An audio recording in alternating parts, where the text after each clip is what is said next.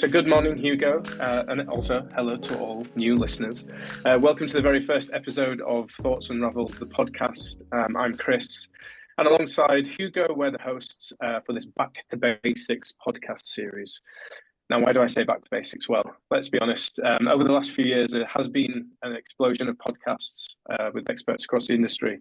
You have probably seen across various types of social media, many different podcasts with different focuses and aims. And don't get me wrong, they've been really great for knowledge sharing, getting insight into the inner workings of a diverse mix of product companies.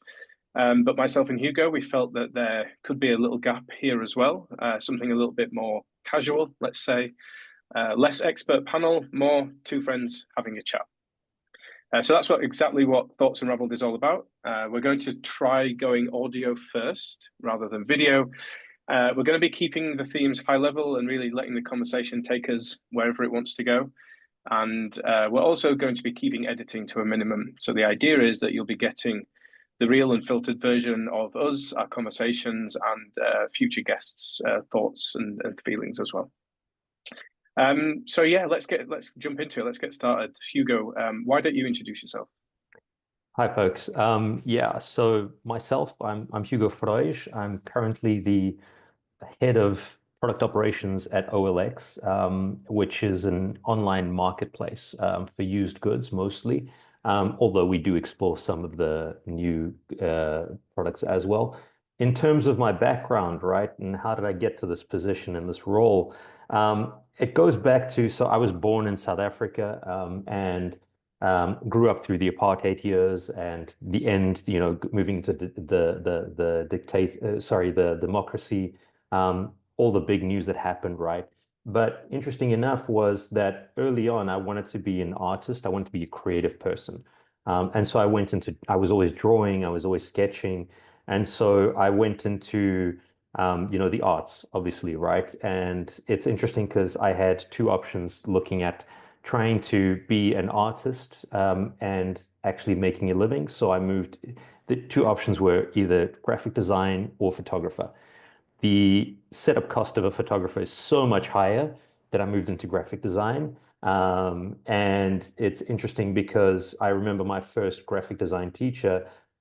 He taught us how to do everything manually. So we had to still do it with pen and paper, right? And, picking up pieces and learning printmaking and all this kind of stuff. We did say back to basics, didn't we? That really is back to Exactly. basics. And it was back to the basics. I mean, I remember doing, if you had, when you wanted to print, you had to do it in the three colors, and then you had the separations, and, you had 300 DPIs and that kind of stuff where you could squeeze it up to 200 DPIs, right? And dots per inch on images.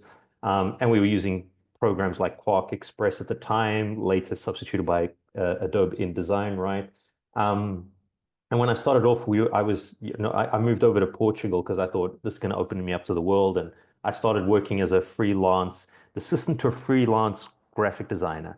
And it's interesting because we used to do tons of book covers. We used to do magazine layouts, book layouts, all this kind of stuff. We did tons of stuff while we were working there. And it was super interesting. And some of them really high profile, at least in Portugal. And then what happened was, there was a natural transition where I just moved into a bigger corporation at the time. And I was doing this more, physical stuff, and I was enjoying it. But I always felt like there was something missing, right? Like, there's just, I don't know. It was like you're doing this great work, this great design and everything. You almost envy the people working in agencies. And I was working in corporates, a company, right? And the agencies, because they like doing creative stuff, advertising that's going out to the markets. And I felt left out. And then suddenly this opportunity opened up to move into the digital realm. This was around about 2007 or so, to take over the website of a company that's called El Corte Inglés, and we have a Portuguese area in Portugal where I'm living right now.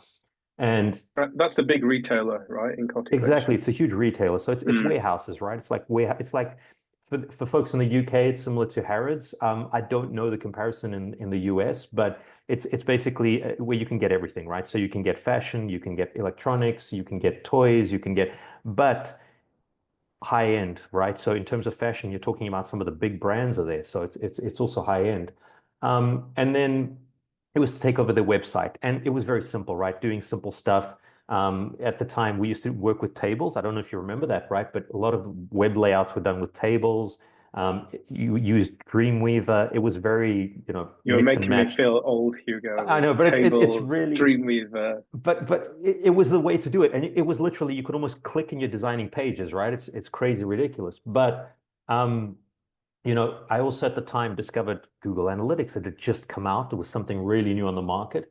And I thought, hold on, I can actually know if people are interacting with the stuff I do. And I implemented it and I loved it, right? And then I helped develop the department over a few years. And then around about 2012, 2013, I discovered the world of user experience. And I was like super excited. It suddenly made sense to me. Everything I read about it, it made full, complete sense to me. And I thought, why didn't I ever realize this before, right? Actually thinking about the user more than I do right now, actually figuring out what the user needs. And I figured out I was doing 70% of the work. I needed that 30%. So I invested in training, I invested in learning, and, created UX Discuss, right, at the time with Rob Whiting, and through which the two of us met to basically connect to more people in the UX industry, and trying to find that opportunity to go into the user experience field, right? And implementing changes, doing incredible stuff. Then what happened is I moved over into, the startup culture, working as a consultant. We helped some products start from the ground up. We were helping develop these things. And it's interesting because as this kept moving, I kept feeling challenged and like I was really enjoying it. Then I moved into service design, design thinking, facilitation, co-design, these kinds of stuff. I also then moved into, I worked in an experimentation team, taking over their research space as well, in a smaller startup. And then later moved into public entity where I was working, helping public entities with their digital transformation. And it was super cool, right? Changing the mindsets in what are very traditional areas. But suddenly I felt like I wasn't excited about working on projects as much anymore. I suddenly felt this need to help others, to help organizations evolve their maturity, their ways of working, their practices, but also help other people mature in their careers and the development, right? And this coincided with a message I got from Mr. Chris Compston at the time saying, hey, Hugo, you know what? I'm working as, and your details will come in soon. I'm working as a practice lead at Farfetch. And, I think you'd be cool for this job because we're looking for the same role in Portugal. And I was like, what the hell is this practice role? I had no idea. I'd never heard the And whole who is this role. person, Chris Compston? Chris Compston, Why right? is I he mean, messaging you? geez. So people get to know also a bit of our history here, right? And so I moved in, and it just felt like the great fit, right? The more I heard, the more I got into it. It really felt like a great fit. And coming into Farfetch, I think, for me, it was eye-opening how we were making these changes, creating this, this movement where you see the impact of the work you're doing, and you see the organization evolving, and you see this, and that thing. It's almost like you're directly connected to the users, right? Where I was doing user experience, and yes, sometimes we would be connecting to users, but here because they're working with you, you suddenly implement something, and that moment where they've got that smile on their face saying, you know what, this is so much cool. I can now do what I need to, or, oh, that makes sense, right? And you're helping them evolve and helping the I guess there organization. is also a negative side to that, is that your users are in the room with you. Exactly. They Well, can certainly give you feedback on an ongoing basis. Well, true, right? But that's the thing. You don't have to chase them for feedback, which with other users you do. So it actually is easier. And and then we moved over into we saw that there was a need in the product space at the time. And we moved over as an entire team. And I mean, the rest is history, right? We enjoyed the change, we enjoyed the challenge it brought. And we've evolved from there, but I still feel like a lot of the stuff and a lot of the discussions we have today is influenced by those early years, right? And a lot of the thinking that we did, a lot of the discussions we had there, and a lot of how we approach the work has evolved. And maybe you can get into this as well, but I love how a few of us, so you, myself, and Nunu right, all folks from Farfetch, we got together last year in Amsterdam at the Product Up Summit, and each one of us was presenting something. It was an interesting coincidence because none of us knew the others were presenting, right?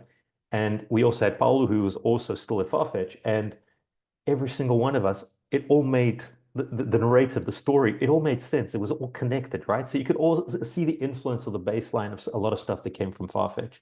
Yeah, the But all lived of us have a experiences that were shared at Farfetch. We lived through all those things. We experienced them together with different angles. Different people take different things, but there's definitely a thread that went all the way through, right? And I thought that was amazing at that event.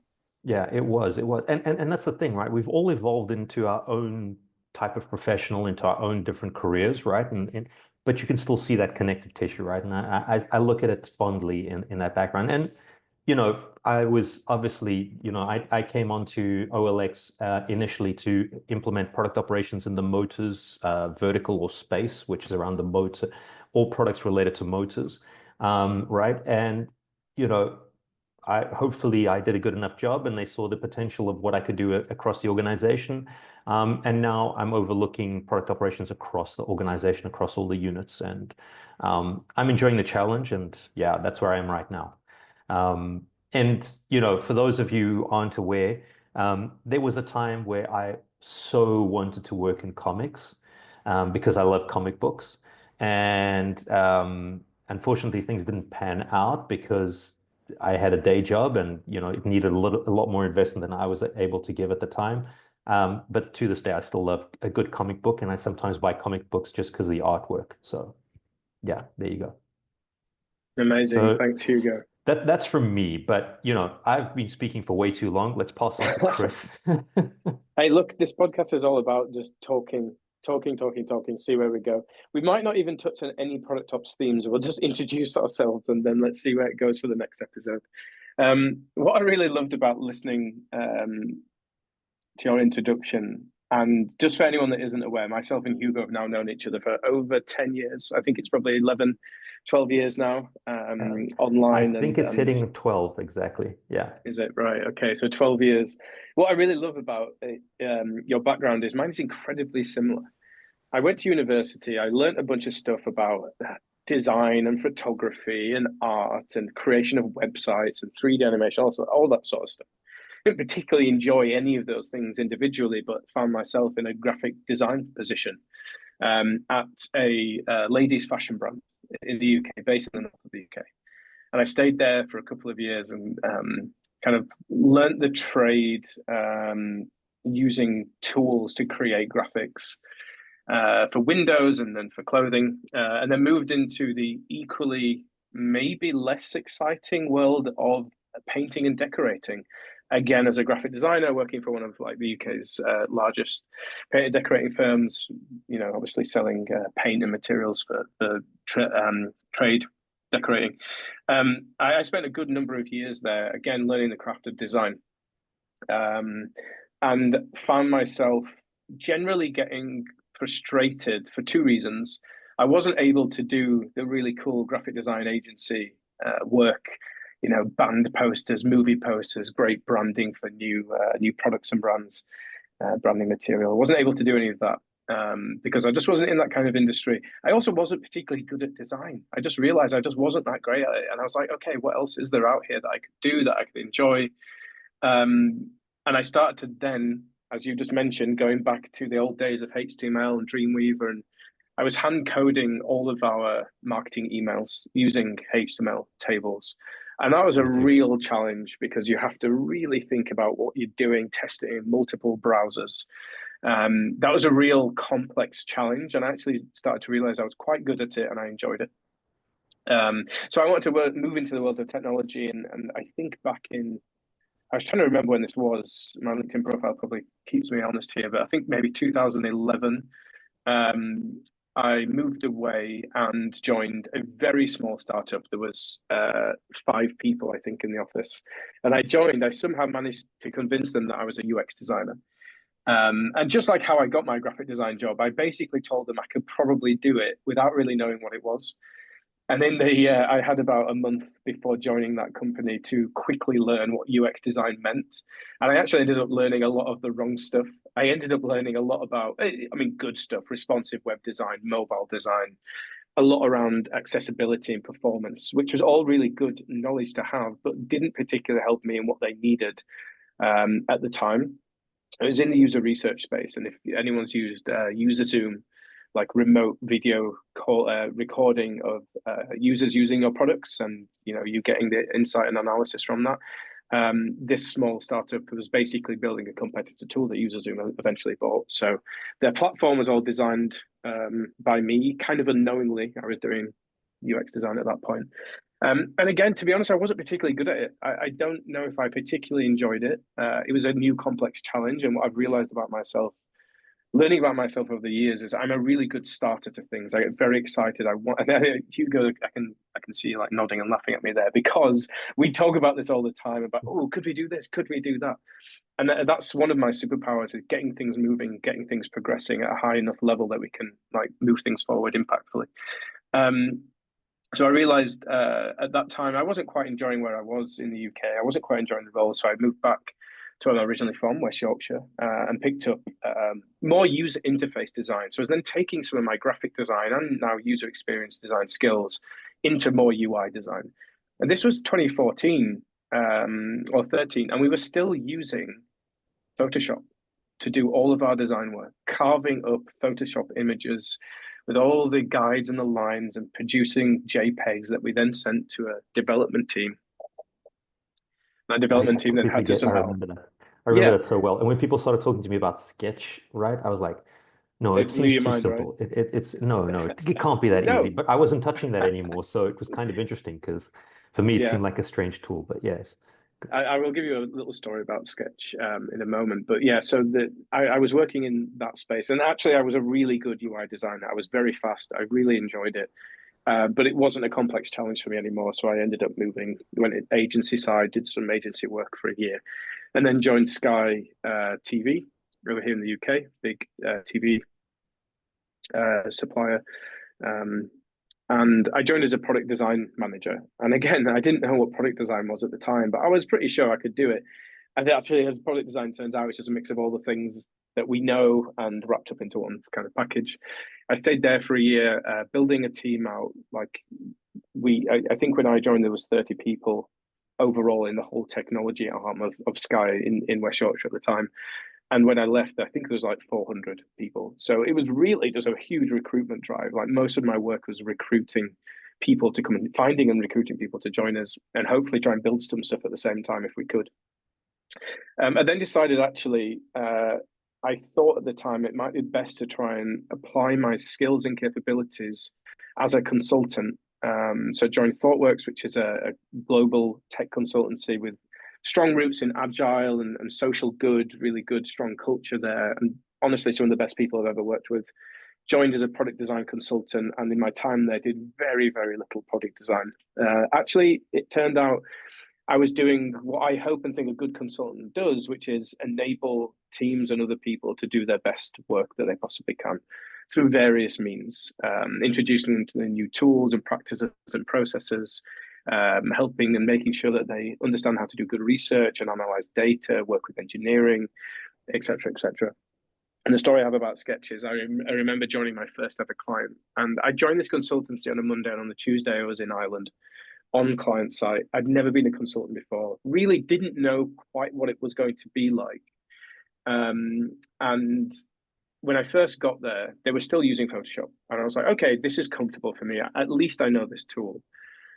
But when I joined, they were like, fantastic, we're so happy that you've joined, because we needed a Sketch expert to join us. Because we want to roll off Photoshop, we want to introduce Sketch, we hear it's the best new thing. And me and my ultimate consulting wisdom went, fantastic, I can do that for you, I can show you everything. Which was a real mistake, because I didn't know anything about Sketch. I remember going back to the hotel that night, and we were very lucky we got to stay in the Hilton DoubleTree in Ballsbridge in Dublin. It's a beautiful place. And I very quickly downloaded a online tutorial set of videos, and there was like 10 hours of videos on how to use Sketch. Watched everything on 2x speed, and honestly just tried to hammer through as much about Sketch as I possibly could. So the next day I could go in and at least use the right terminology. The good thing was that, to be honest, their design team was just hadn't experienced a lot of design work. So they were on a learning journey just like I was, and we were able to help each other and do some good work. I really it was Allied Irish Bank was the client. I really hold on to that project. I really enjoyed it. It was a real good way to get into consulting. And I spent my time consulting 3.5 years with ThoughtWorks. And similar to you, got to the end of it, I was like, I'm actually not enjoying particularly working on these products anymore. I'm not getting the thrill of working on the product and being accountable for products. So I wanted to join Farfetch in a completely new role because I realized my interests, my desires, and my capabilities more aligned with, as we always say, focusing on how we do things, not the things that we do, not what we do. And I really knew I could help and enable the teams to do the best work, increasing the quality of decision making, making sure they had the data, the practices, and everything was aligned and consistent. And I genuinely think we did some fantastic work in what was turned out to be 3.5 years for me at Farfetch. And I still look back at a lot of the concepts that we talked about and the processes and practices we introduced, and still lean on some of that like today. I then joined Bumble to head up product operations there, and essentially was doing the same at Farfetch, enabling product teams to do the best work they could. Bumble being an online dating product, if anyone doesn't know.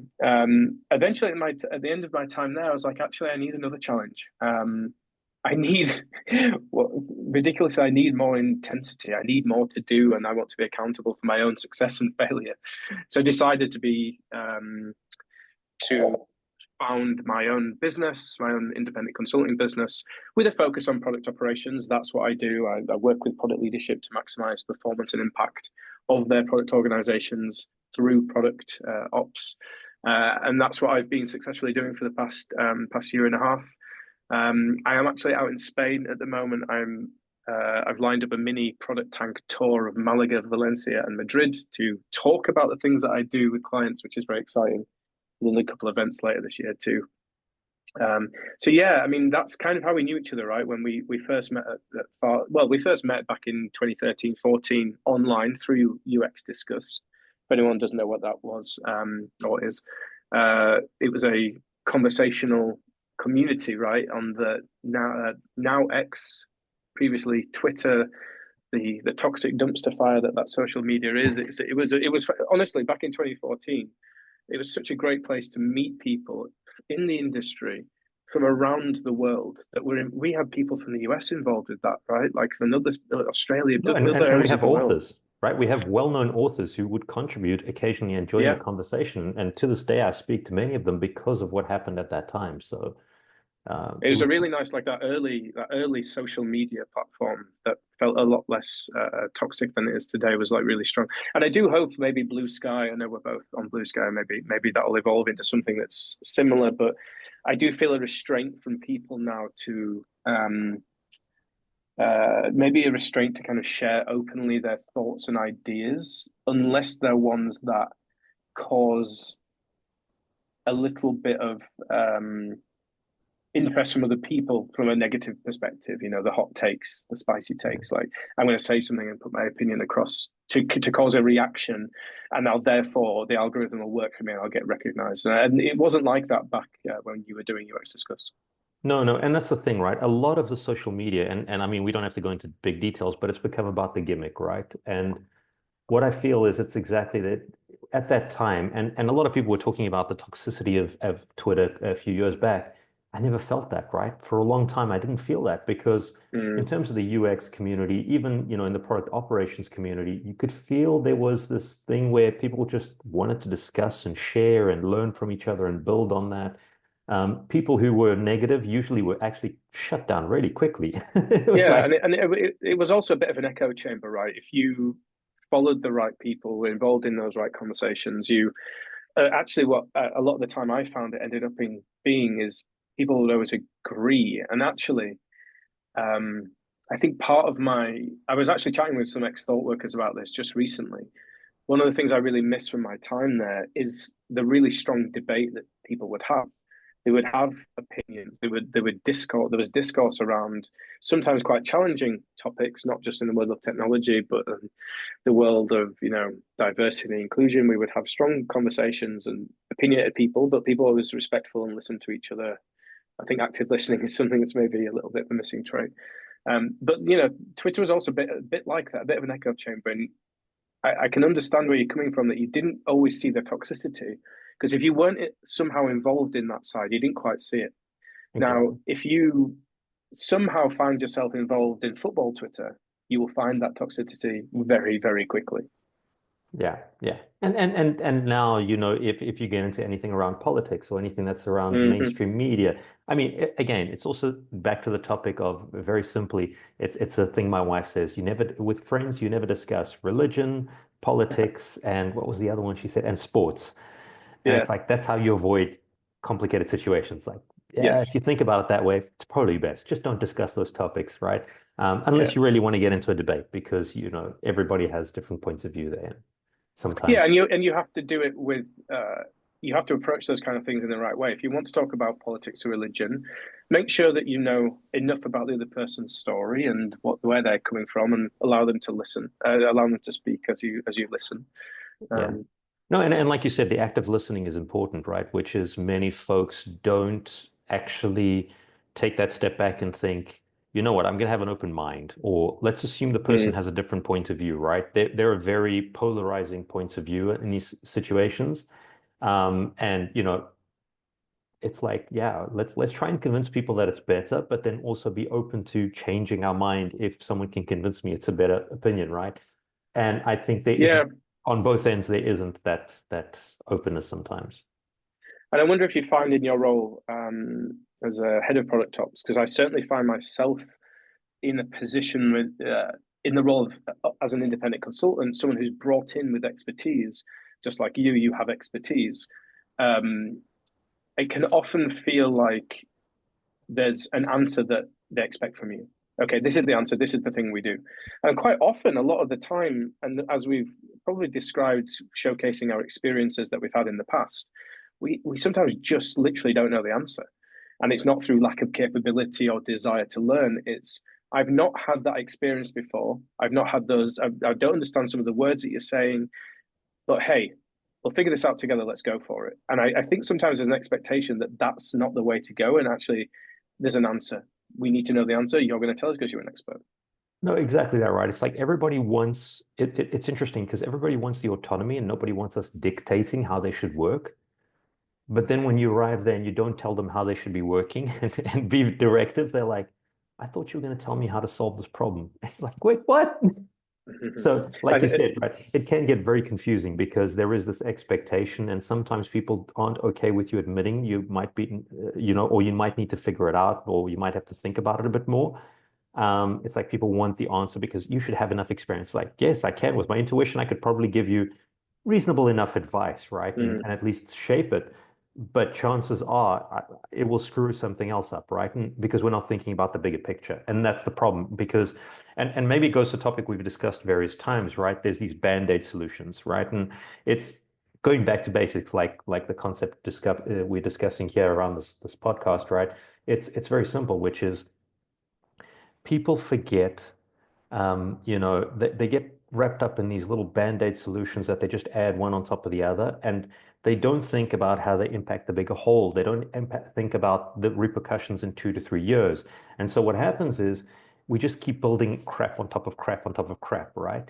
And then you look and you say, if you'd actually just thought properly at this stage, this could be scalable for the next 20 years potentially, right? Or you solve the actual fundamental problem. You're not solving just, the top level of the problem. And it goes back to the five whys, that from Toyota and all that kind of stuff. But people keep forgetting that, right? They keep going back to the simple part of the why you're doing it, what you're trying to solve, and actually thinking about, did you solve the fundamental problem? And very often it isn't, right? It's like, let's just add another tool, another framework. Let's add something on top of this. Let's, even, people talk about tech debt and all. What happens with tech debt? It's simple. The product scaled. People thought in the beginning, let's just do this, in a quick way. Then people also want to do experimentation. Let's do this in a quick way, but we can then come back and fix it. Nobody ever has time to go back and fix it. What happens is a couple of years down the line, you look back and you say, oh, damn, we've got a whole roadmap of things we have to fix. We're always playing catch up with the screw ups we make, right? And yeah, it's just, let's go back to the basics, right? I mean, I've yeah, gone around in a maybe there circle, is. maybe. Well, thoughts unraveled. You really went for the unraveling concept there. I mean, also operational debt. That's also going to be a thing, right? Like if you are sticky band-aiding solutions into places, it goes back to we've not had this conversation yet, but part of the talk I'm doing over here in Spain, and the video I sent to you the other day from Russell Ackoff is about systems thinking. You've just described systems thinking, right? Like you can focus on one small element of the system and fix it. It does not mean that the whole system is now going to be operating more effectively, more highly performing, more impactful. You've just fixed one area. You have to spend the time to figure out how all those different elements are connected and how they need to work harmoniously together. If you only fix one part, it'll only stay fixed for a short amount of time. Something you also said there is around you mentioned autonomy. People do want autonomy, but it's one of those. Pardon me. It's one of those intrinsic motivators. People want to be capable of doing their job. They want autonomy to solve problems and to autonomy to experiment and fail and to learn through that. And they also need alignment. So what you're talking about there is empowerment overall. So if empowerment is autonomy that is aligned, I suppose the position you're in as a leader in the organization is to ensure, firstly, there is alignment and that they then have the autonomy. And I suppose, and I can only suppose because I'm not working with you and your teams. If there's people that are saying, we want autonomy, but tell us what to do, are they asking for the alignment part of an empowered team? I think it goes back to that thing. I think we've discussed it a few times, right? People want autonomy, but what they're describing as autonomy, and like you were just saying, it's subjective, right? So each person you talk to, they will describe autonomy in a completely different way. I think I think it's that type of thing where you want to set these constraints and you want to give people their little playground. So it's using a strange metaphor, right? But you've got those little sand pits for kids to play around, right? Isn't this one of the metaphors that we used to speak about probably about a year ago? Like the playground metaphor, is it a similar one? Exactly, but it's that simple thing, right? They want that little sand pit where they know they can go all over the place, do everything and all that. But that's where they play with sand. And they want to know that's their little sand pit. So they want their space to do as much as they can, but to an extent, they then want you to tell them, guess what? The sand pit is there. Now, if you move out of the sand pit and you go to the slides, it's a different concept. You have to change the way you're going to approach the topic, right? And I think this is the thing, because people ask, I want direction from above. I want a strategy. I want a vision. And then someone turns around and says, but I'm giving you autonomy. You decide what you're going to work on. And then the person says, no, but that's not how it works. You have to give me direction. So I think, like you said, right, people want to be empowered and have their little sandbox where they can play around. But to a certain extent, they also want guardrails. They want some direction, right? They want something that gives them, make sure they're all going in the same. It's the same thing, right? I don't think anyone in a company wants to feel like they're building something completely different to someone else in the company, and the product is going all over the place. Market fit is going completely out the window. People are just building because whatever they want, right? I don't think anybody wants that. They just want to be sure that they're clear on what is their sandpit and how much space they have to play in that sandpit as much as possible, right?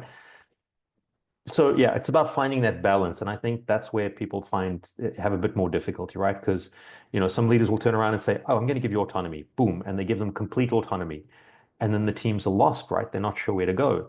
Others will be, I don't know, I have to give you guardrails, but their guardrails are so tight that the teams almost can't think and that. So it's hard, right? And then people are dependent on dependencies, they're dependent on other departments, on stakeholders and things like that. So to an extent, you almost have to write out the book for them, even though they don't want like tons of documentation. So yeah, it's a lot of stuff there. Autonomy is a debate in itself. That's team, and I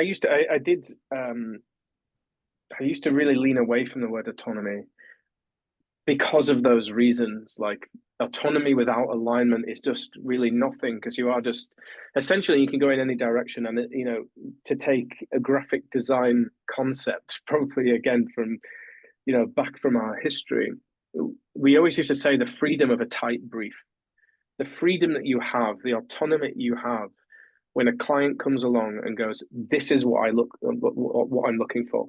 These are the guardrails in which you can play, because you go, perfect, I know my constraints. I know what's going to be possible within this. When a client comes and goes, you have complete creative freedom over anything, it's a real challenge to focus in and to build something or design something back then in such a way that was going to fit the needs of that client, because they just really clearly just didn't know. Exactly. So yeah, I like the metaphor because it makes it clear. However, I know that you're not saying that the people that we hire are like children. I know that. I know that. No, no, please, let's make that clear. I'm not Exactly. saying the people we work with are children. I work with Yes. very clever and bright people, and some of the brightest people in the industry, really. But the metaphor was just about the sandbox, not about the kids. Yeah. But Which but and the sandbox metaphor is an absolute perfect one to use because we do need those places to experiment and to see if things work. We've spoken for quite a while. We did have a topic, we did have a theme. So I'm going to throw that into the mix now, and if we don't get anywhere with it in the next I don't know, 10 to 15 minutes, we can pick up again. The theme I was going to pick up on was the evolving nature of product operations. Mhm. And the reason I kind of bring that theme because I often speak to people, I often get a lot of referrals for people to come and talk to me about understanding what product operations is, and whether what they're doing is product ops or whether they might want to get into it in the future. And I think a lot of those people go through those same thoughts that we did, which is like, actually, do I want to work on the product and what it is and who the customers are? Or do I want to enable the people who are doing that in more effective ways? I think a lot of people come to me with that. And I was having a conversation the other day around, well, this person had been speaking to numerous product ops people in the industry, and we started to build a picture of what it looked like, but was interested because people were coming at it from quite different angles. Now, the angle that I come at it from is often a more strategic angle, working with product leadership and looking at the whole organization, how it's structured, how it's aligned, how it's focused on outcomes, how it can be more financially impactful, et cetera, et cetera. And again, as I said, for me, it's about maximizing the performance and the impact of the product org.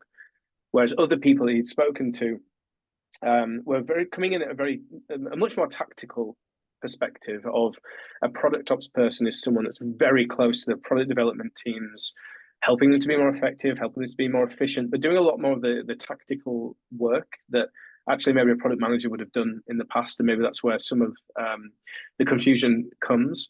And then I started to think about, well, there's a difference between B2C and B2B product operations, particularly the B2B in the sort of SaaS world, enterprise world, where actually if you just have to put a lot of structured process and standards in place to be able to effectively operate with your customers, the big enterprise customers, versus B2C, which is just a very different approach in terms of increasing the quality of decision making for teams through data and through efficient uses of tools and things like this.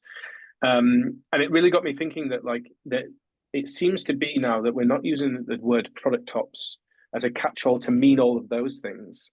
And maybe we're getting to a place where we have different people involved in different types of product ops. And are we starting to see a bit of a split between the two? Because actually, and just to kind of complete on this, I don't think the strategic approach to product operations necessarily leads into the tactical side. So it doesn't mean you coming at a strategic level and go, right, now we need to be tactical, let's build a team. It might not always be like that. So I don't know if those two things are always connected in that way. I love that. And it's true, right? We've heard it all, right? We've spoken to various people across the industry, and both of us like to chat to other product operations professionals. And I'll be honest, I love an article that John Cutler wrote last year, where he discussed around the enablers, right? Around enabling and operations. Yeah. And it's interesting because looking at how our teams work and how our teams work, and how we have to structure this, I've seen it happening both ways, right? Where usually sometimes it start in a purely operational state, right? Like you're saying, it's about just making sure things are flowing through, everything is leaner, cleaner, more efficient, more effective, and just about, getting all the ducks aligned. Whereas in other cases, it's about being more connected to the leadership. It's about creating behavioral change, structuring the different things. And, I start seeing this distinction between the enablers and the operationalization group, right? Or operationalizers, I don't know, it's too big a word. But, the folks who do that, right? And to an extent, it's interesting because it all depends on how it was born, right, in the organization and what's the need of the organization. And that's why I think it changes.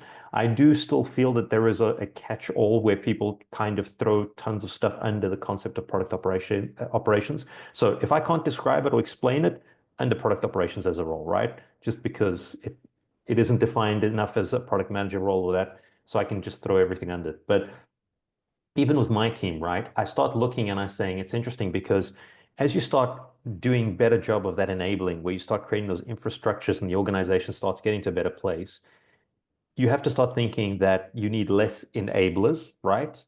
And sooner or later, you'll need more operational folks because it's about maintenance of some of the stuff. It's about day-to-day or work, getting things, just making sure the line keeps moving along. And suddenly you need less and less people who would be doing these strategic pieces of work, right? Depending on the size of the organization, obviously, and all that.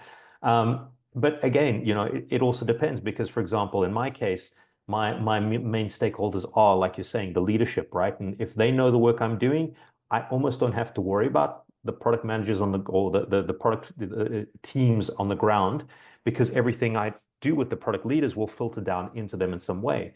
But then, there are times where I need to jump in and discuss with them. But then you get to this point where now we've enabled these things and they suddenly become the stakeholders because now it's about the tool that helps them do that. It's about the framework. It's about the system that you've put in place to help them with that. And it becomes a different thing, right? And so I think it's a bit of both to an extent, but I like to do this distinction between enabling and, operations. But yeah, that's on my end.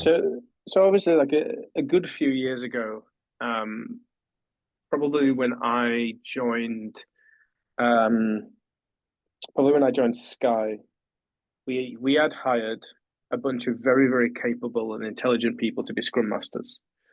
And they were the ones that really knew agile practices, like really into the detail. They knew what good looked like, and that's always the most important thing.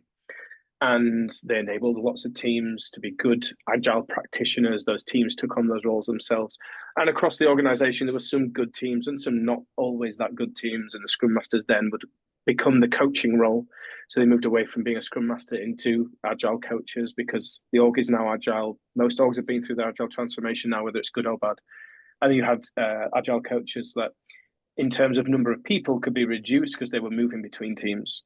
And eventually, over time, the agile coach position has become almost a bit of a dinosaur of the agile transformation age, which we've all now, generally most organizations have been through that.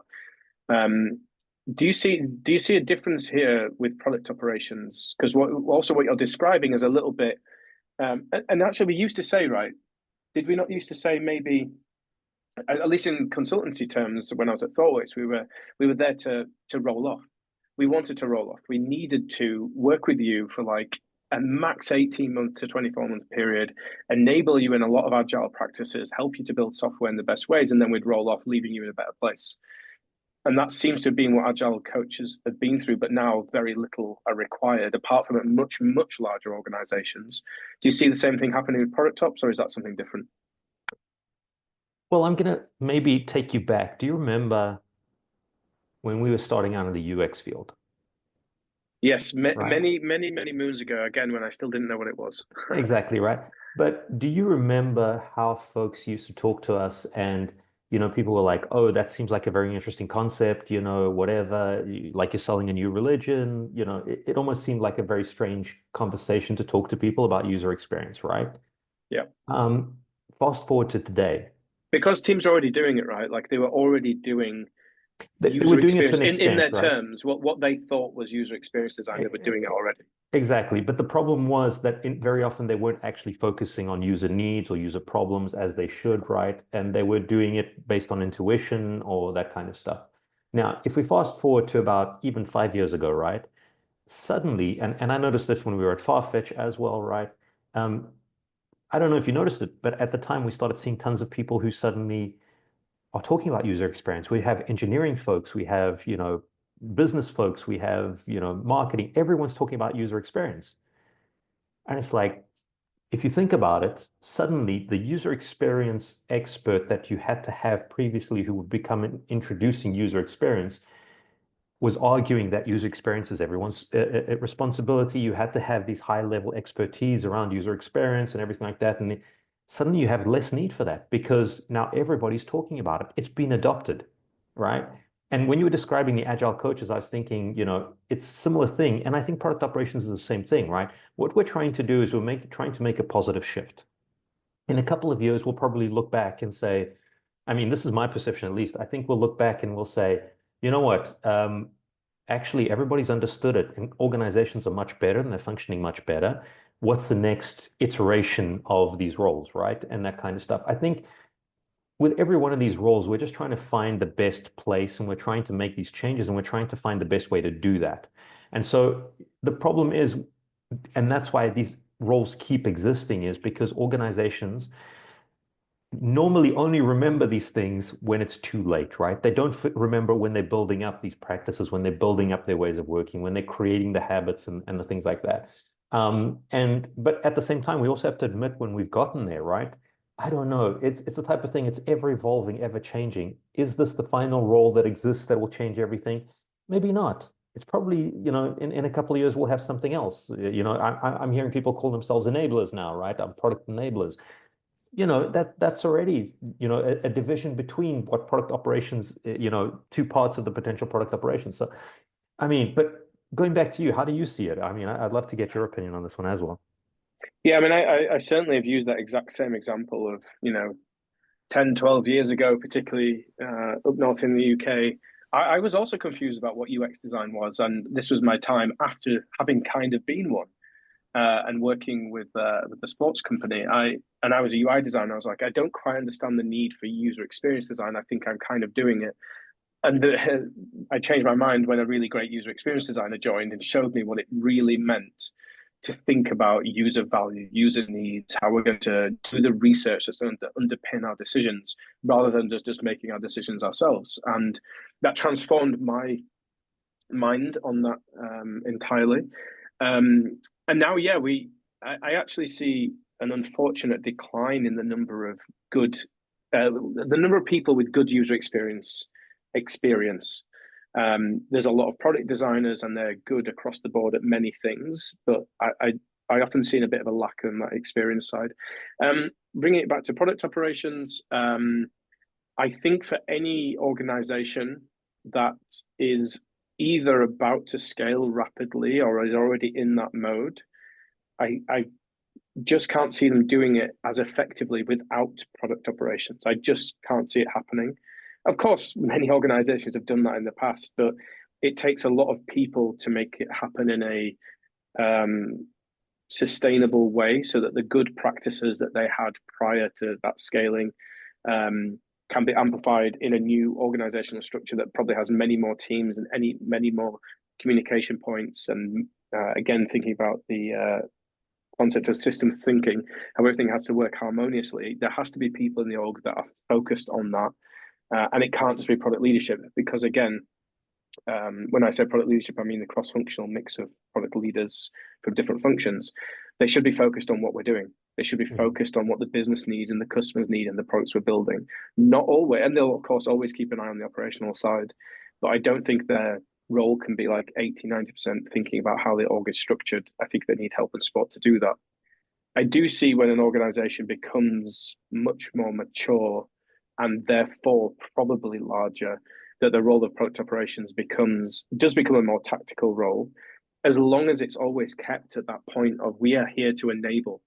We are not, the product ops team is not there to remove admin from a product manager and say, okay, well, I'll write the Jira tickets for you, or I'll update your OKRs. I still believe that's a team thing to be doing, and then a product ops person or team can help essentially enable high quality decision making. That's where I see it happening. Yeah, I think there's a space there in terms of amplification, right? Because sometimes what I realize is, and to an extent, it's been compared to a chief of staff role in some cases, right? It's about sometimes the product leader can't be everywhere all at once, right? Because they're getting pulled into 500 things, and they know then even if they're an incredible coach or mentor, they might not be able to do it in depth with every single person. So they need some extra help in this case, right? And so it's about also amplifying the mindset and helping shape that. So And they it's also about can't see everything scalability. that's going on, right? Especially in big orgs. Yes, absolutely. Like if you want to really create a high performing product organization with high performing product teams, because it is a system, you have to be able to identify what good looks like in various parts of the organization and then replicate and amplify those good traits across other parts of the business to ensure consistent delivery of good products to customers. I certainly think product ops can certainly help in those spaces. There's hierarchy still in product operations. You will have a mix of people in those teams, some that are more strategic and maybe like to start things off but keep things high level, and other people that want to get more into the detail of how specific things work and how we get data and what pipelines look like. I can certainly say I'm not the latter. That's just not for me. I'm just not good at that or have the experience. But I've met many product operations people that are fantastic at it and really love doing it. So I do think there is this evolving landscape. Just like we say, not all product managers are the same. They're all people. Exactly. They're all different with the different skills and capabilities, experiences, and desires to do different types of work. And I think product ops is certainly the same. I have different types of people in here. Yeah. Okay, cool. Should we call it a wrap there? I was going to say the same thing. I think it's about I think we time. did about 50 minutes, did we? I think that's pretty good for the first time. I'm sure everyone will listen on 2 times speed anyway, so they'll smash through this in Exactly. 25 minutes. And there's a lot of ramblings in there, right? This is a nice, good, long unraveling of thoughts there. So, Indeed. So the concept holds true. Our thoughts were certainly unraveled. Okay, well, thanks for listening, everyone. I personally really enjoyed that conversation, as all conversations with Hugo I do. Hence why we decided to do this podcast. It's not going to be happening on a regular cadence, but certainly keep an eye out for the next episode, and hopefully that will be soon. If you do want to follow us, you can do that on Substack by going to Hugo. hold on a sec. I just want to make sure I get this right because this is the first time we're doing it.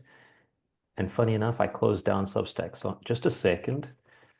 See, this is We're where you creating get suspense. We're creating suspense. Yeah, we're not editing this out either. I'm going to keep this in. This is real like biz dev stuff. Like be on point with your URLs. I don't even know what it is.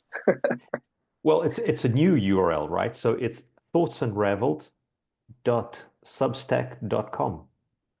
Perfect. So yes, if you want to get progress updates on what we're doing and you want to listen to the podcast, then go over to the Substack URL that Hugo just read out and subscribe. And yeah, we'll look forward to chatting again soon, Hugo. Yes, definitely. As always, incredible. Thanks, everyone. Thanks Have all. a good week. Have a good week. Cheers.